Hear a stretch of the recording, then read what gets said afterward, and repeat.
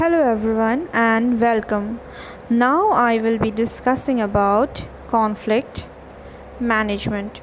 So I had already told you what is a conflict and what is the reason behind a conflict. Now I am going to talk about how to manage a conflict or what is conflict management. So, conflict management is basically a process by which disputes are resolved, and it's a practice of being able to identify and handle conflicts sensibly, fairly, and efficiently. Since conflicts in a business or in a person's life are a natural part of the workplace and our life, respectively, it is important that there are people who understand conflicts and know how to resolve them.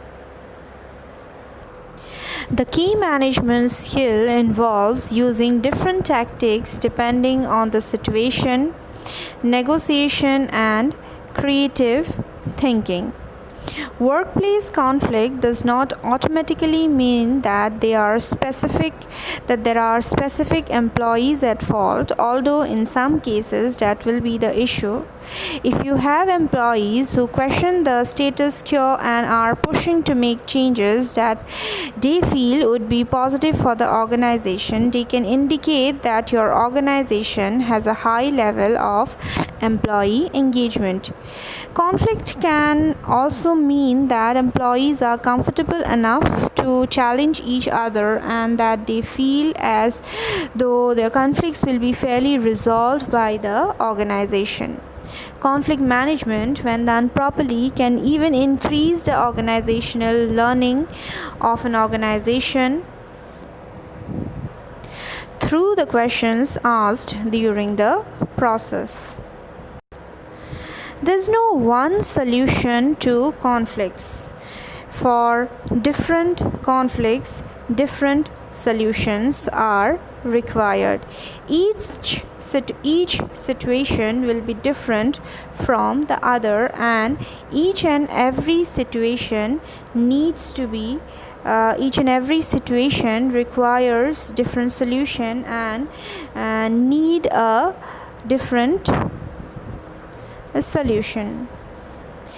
The ability to successfully resolve conflict depends on your ability to manage stress quickly while remaining alert and calm. By staying calm, you can accurately read and interpret verbal and non-verbal communications. One has to control their emotions and behavior.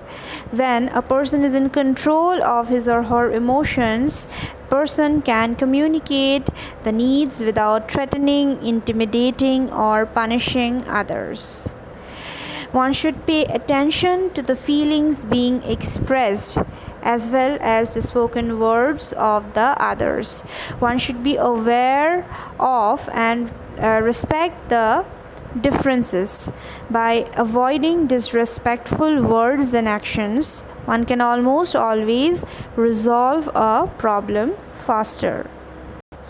Conflicts can be managed or resolved with the help of discussions. Without communicating with one another, conflicts cannot be resolved.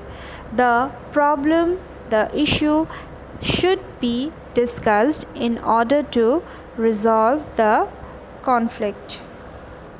In order to resolve the conflict, one has to embrace the conflict. When conflict arises, don't avoid it or pretend nothing has happened. As time goes on, tension will build and the conflict will get worse. Deal with these uncomfortable issues as soon as possible before problems and bad feelings become embedded in everyday work.